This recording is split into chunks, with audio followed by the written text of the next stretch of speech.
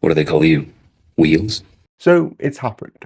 We finally got an official trailer for X-Men 97 Season 2, packed full of story hints, comic references, and Easter eggs. So join me, Wheels, as I, certified X-Men reader, break it all down for you.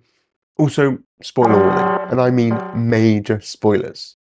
Things I'll be discussing in this video might spoil entire episodes or plot points, so if you don't want any of that, just like the video and come back to this once the season is out, okay?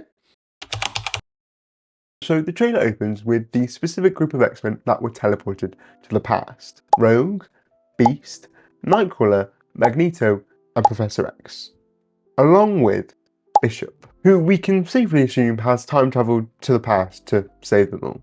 Rogue is contemplating the death of Gambit, as we all saw in the now classic episode 5, Remember It, and she wonders how life will be without him, accompanied by several shots of the couple together from the first series. It's still really sad.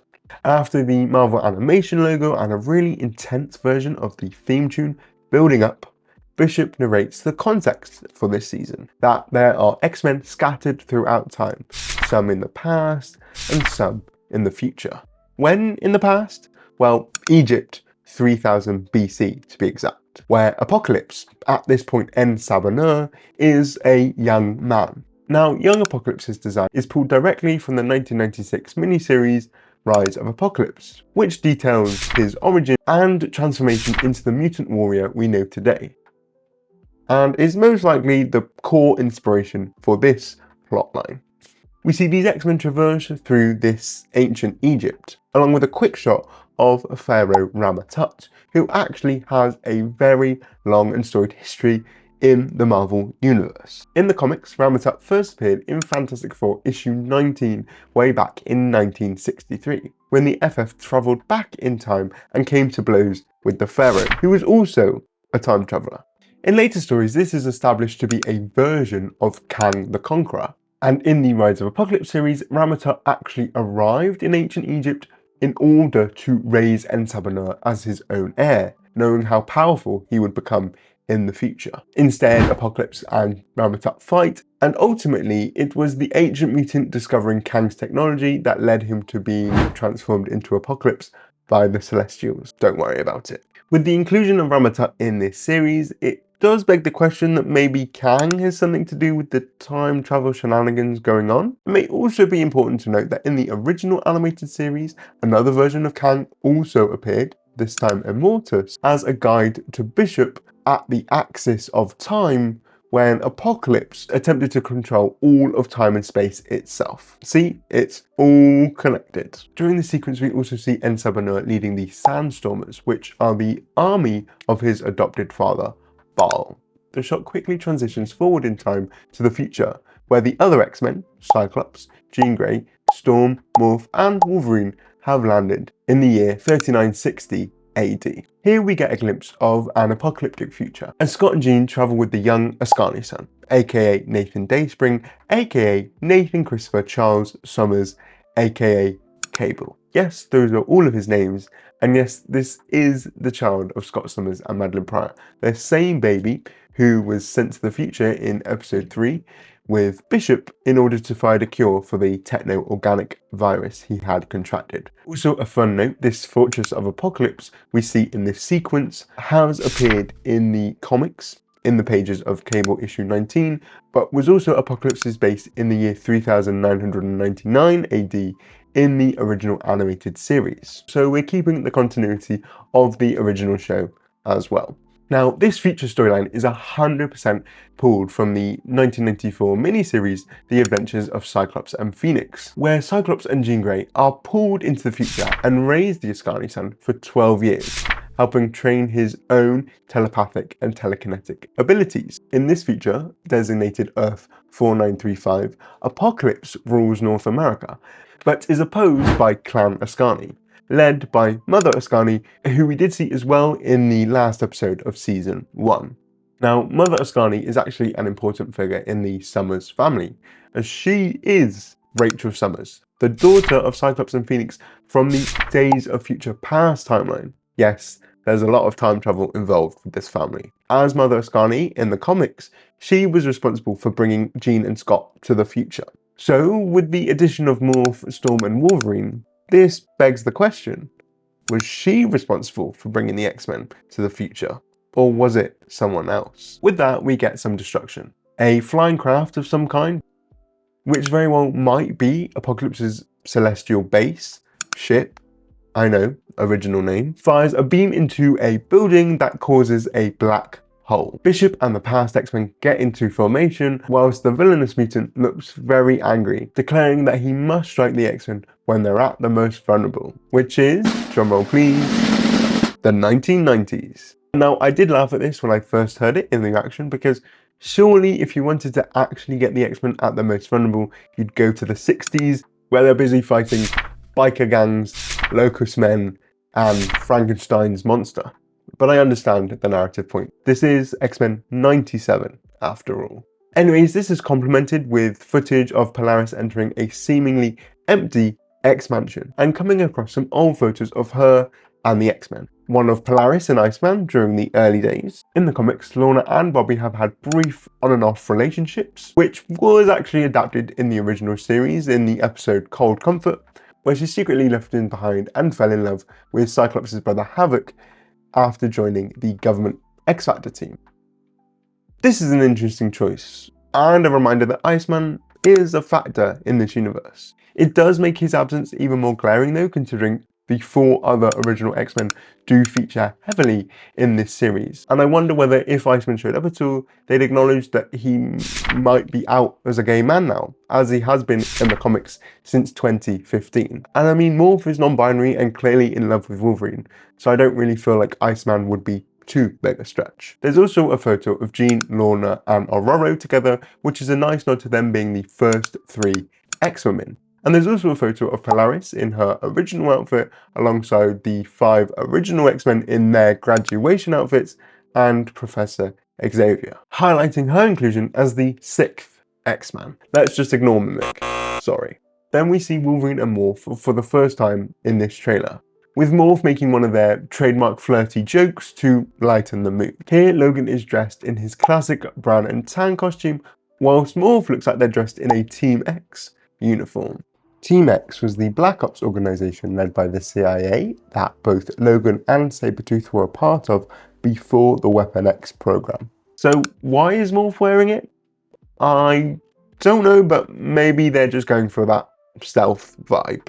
After that, we get a flurry of great action moments. Our first clear look at the new X-Men outfits in motion, as designed by Frank Quitely for the Grant Morrison series, with Jean and Scott in the now iconic black leather and yellow jackets. Now that is how it's done. I'm looking at you, Dark Phoenix. This X-Men couple have their very own mutant circuit moment, as Jean creates psychic Wolverine claws, something she has done in the past to refract Cyclops' optic blasts.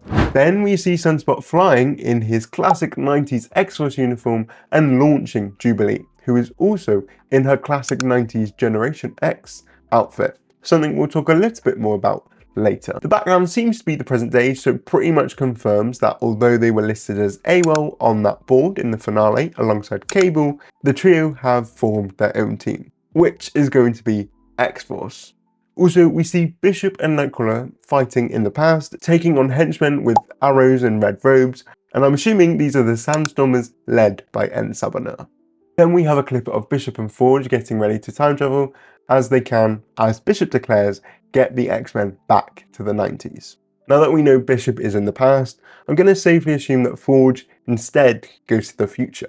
This is also a fun callback to the original animated series, as it was Bishop and Forge who time travelled to prevent the dystopian future in the Days of Future Past 2-part story arc.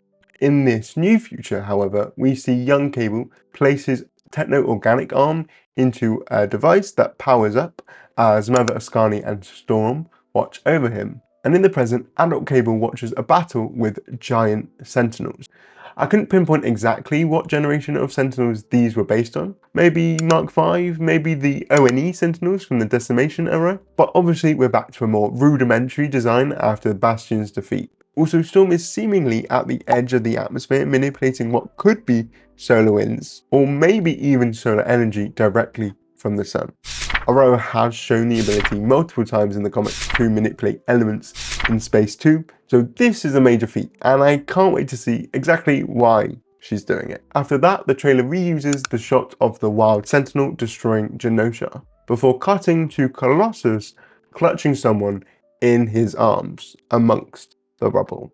This is obviously his younger sister, Ileana Rasputina, aka Magic, who only appeared in season 1 as a morph cameo. Now, although Magic is a super popular character in 2026, her death in the 90s was a super defining moment for that era of comics. Check out the truly gut-wrenching Uncanny X-Men issue 303 for more. In the comics, she was one of the first victims of the Legacy virus, an AIDS allegory and airborne disease that only affected mutants with a very high fatality rate. For this show, they've obviously supplanted it with the destruction of Genosha, which I suppose in this universe is the major mutant tragedy. X-Men 97 streamlining strikes again.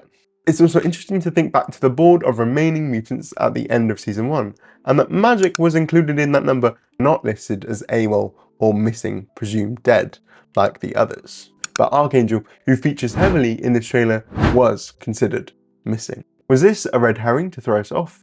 An actual plot point that will be acknowledged, or just a genuine error? Who knows, but it's a fun Easter egg either way. I'll get back to what the death of Magic means for Colossus in a moment, but first we see a skyscraper being attacked by a legion of Sentinels. This is an X-Corp building.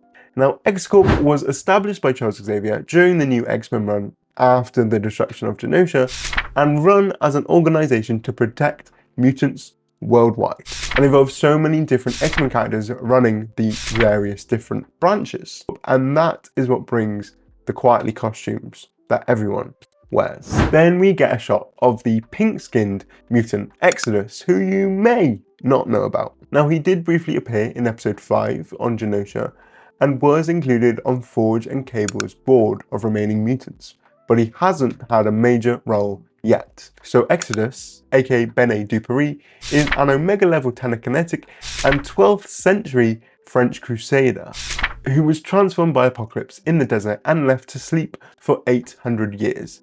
Yes, he really is that old. He first debuted in the comics in X-Factor issue 92 as a mysterious member of Magneto's acolytes, and he was extremely obsessed with the Master of Magnetism in a religious way.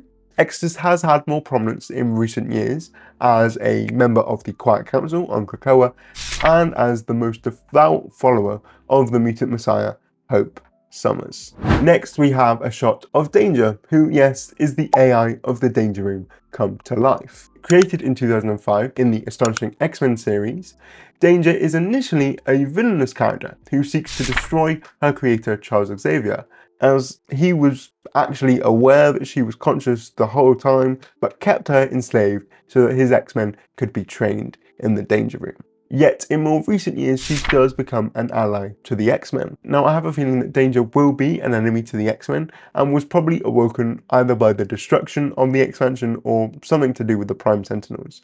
And I have some other ideas about how her story might unfold, but I'm going to save that for later. Either way, we're now definitely incorporating plot points from stories that are even more modern than the new X-Men series from 2001, which I find super intriguing. Adult Cable is then seen cleaning his massive gun before coming face to face with his parents in the present once more. Of course, they last saw each other just before Cyclops and Jean went off to fight Bastion and then seemingly died. So this might be a touching reunion, especially considering everything that might happen with Jean, Scott and Nathan in the future.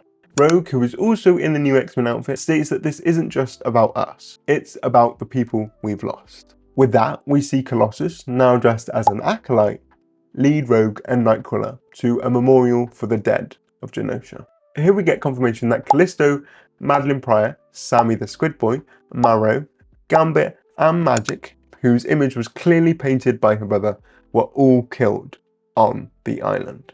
This scene, coupled with Colossus's new attire, seems to be adapting his 90s art. where after the death of Illyana in Uncanny X-Men 303, Piotr loses faith in the X-Men and decides to join with Magneto in Uncanny X-Men issue 304 as part of the Fatal Attraction storyline. What is interesting about this is this story was already adapted beat for beat in the season 1 finale, with Rogue taking Colossus' place as the X-Men defector fueled by grief. It does make me wonder whether Exodus is going to be the leader of the Acolytes in this season, instead of Eric, leading a team of angry, grieving mutants in opposition to Charles's new X-Corp division. A true evolution of the X-Men versus the Brotherhood. We also see Jubilee in tears behind a force field, clearly watching someone injured or die. To me, this feels like a clear reference to Uncanny X-Men issue 303, as that issue was from Jubilee's perspective as she watches the young Illyana die. But here it can't be magic, so who's dying instead? Shifting to something completely different, we then see Professor X on the astral plane, surrounded by floating pyramids, before we see some hieroglyphics, one depicting the young Ensabanur with the X-Men in the past, and another with an adult Apocalypse on a throne of skulls. Now, in my reaction to the trailer, this really stood out to me as a possible reference to the 12, with the hieroglyphs implying a connection between Apocalypse and the X-Men, which would be an insane decision. Now, you might be sat here thinking, what is the 12? Well, it's technically an X-Men crossover from the year 2000 involving Apocalypse, but it had started as a recurring prophecy since it was first mentioned in 1986. Originally introduced as the idea that there would be 12 particular mutants that would lead mutant-kind into the future, by the time of the event, this had shifted, and instead the 12 mutants were kidnapped by Apocalypse and used for his own nefarious purposes. These 12 mutants were the Living Monolith, Magneto, Polaris, Cyclops, Phoenix, Cable, Storm, Iceman, Sunfire, Mikhail Rasputin, Bishop, and Professor X. Now, 66% of these characters are major players in Season 2 of X-Men 97, so I wouldn't put an adaptation of the 12 out of the realm of possibility. And quite frankly, the 12 is one of the worst X-Men storylines ever. But X-Men 97 was able to improve upon Operation Zero Tolerance, so maybe they can do it again? Then we get some more quick action shots as we see a T-Rex get struck down by Storm, back in her classic Cockrum design, and Morph transform into Deadpool as they face off against the Brood, which, for those that don't know, are a parasitic alien race, clearly inspired by the Xenomorphs, that seek out hosts to implant their spawn and grow exponentially across the universe. The Brood are classic X-Men antagonists, with the team having faced off against them countless times, including the seminal Brood Saga storyline from 1982. A Brood stand-in, known as the Colony, did face off against the X-Men instead, but it's clear here that Morph is facing the real deal. Moving on, we then get our first look at Psylocke in action. She did briefly appear as a cameo in the first season and had a minor role in the original 90s show. But here, as confirmed by the merch, is a member of the X-Force team alongside original X-Man Archangel. It's not exactly clear here if Psylocke is canon or Betsy Braddock. In the original show, she referenced that she had a brother who helped mutants. It's for my brother, who fights for the good of mutants, all mutants. Clearly implying that her brother is Brian Braddock, who at the time was Captain Britain.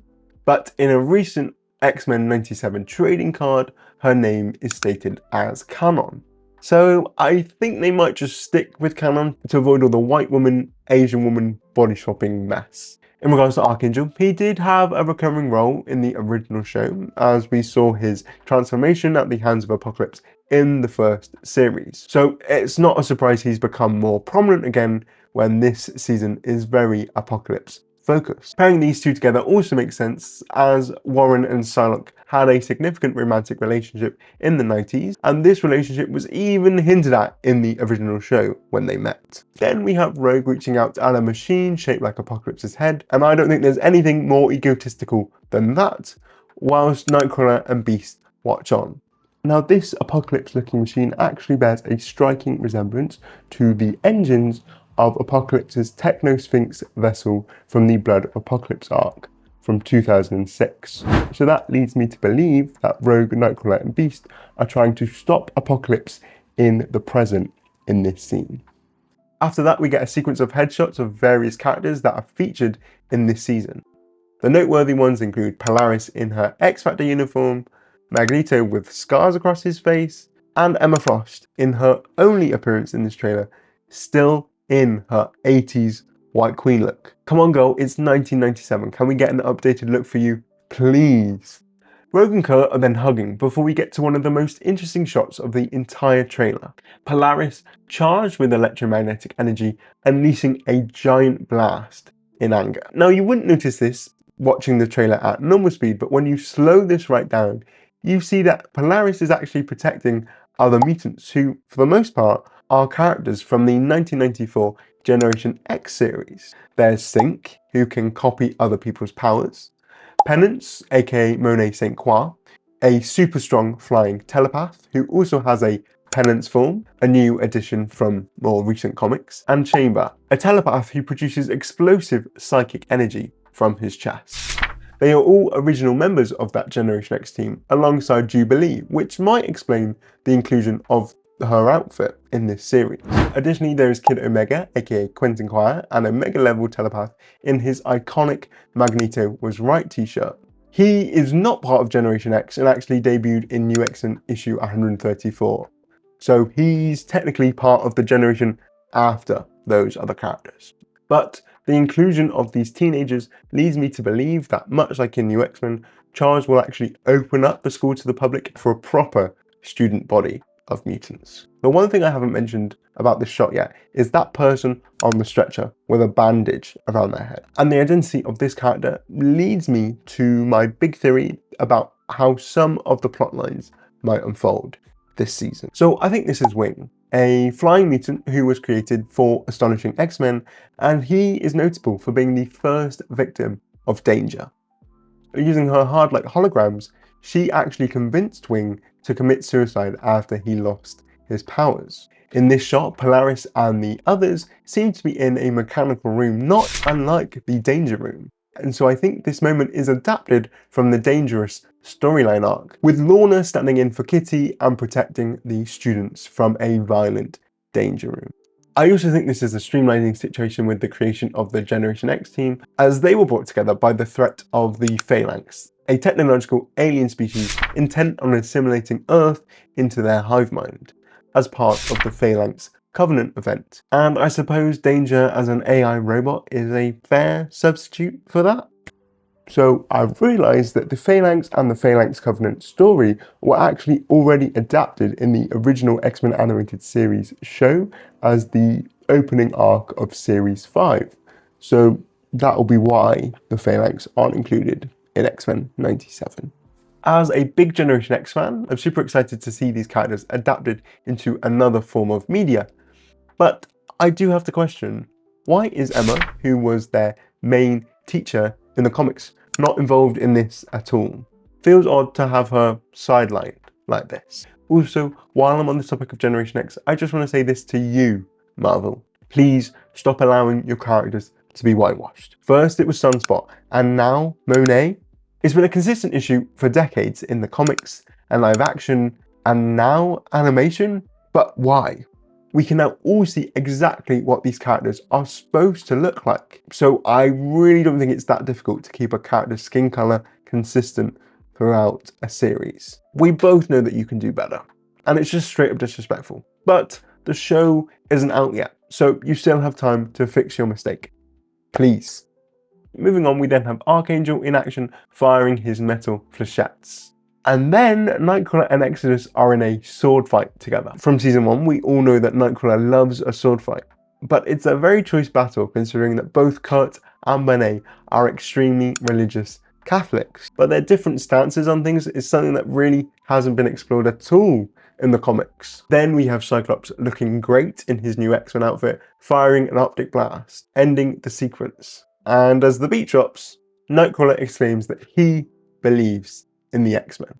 He too is in his early 2000s black leather X-Men outfit from the Joe Casey Uncanny X-Men run, complete with clerical collar, which he wore because he was an ordained priest at this point in continuity.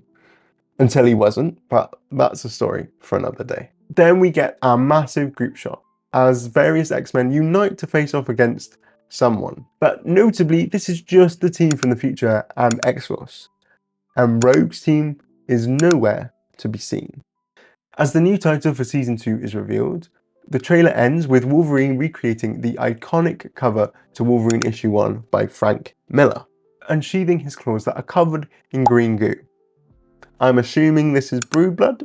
I've also noticed that his claws seem to be adamantium again, which makes me wonder how he got them back after Magneto removed all the metal from his body. Looking to the comics, in Wolverine issue 145, just prior to the 12 storyline, he is actually transformed into Apocalypse's Horsemen of Death, and the adamantium is rebonded to his bones as part of that process. So could we see Logan as a Horseman alongside some other X-Men? Obviously, the big tease from Season 1 was that Gambit would eventually return as the Horseman of Death himself, as he was in the comics. But Polaris has also been a Horseman, and perhaps some of the dead of Genosha might return too. Maybe Madeline Pryor, maybe Magic. We'll just have to see. And that's the breakdown complete. And oh, what a lot of story is going to be happening over these 9 episodes. Yes, you heard me. Just 9 episodes. We have the adventures of Cyclops and Phoenix, Rise of Apocalypse, X-Corp, X-Force, X-Factor, the introduction of Generation X, Danger, the Brood, the 12, and we may even be getting new Horsemen of the Apocalypse. But who do you think should be Apocalypse's new Horsemen? And what did you think of the trailer and my theories? Got any theories of your own? Let me know down below in the comments. Leave a like if you enjoyed the video and subscribe if you want to see more X-Men 97 content this summer, because there's going to be a lot to talk about. And I'm going to be here every step of the way. Thank you so much for watching, and I'll see you in the next video.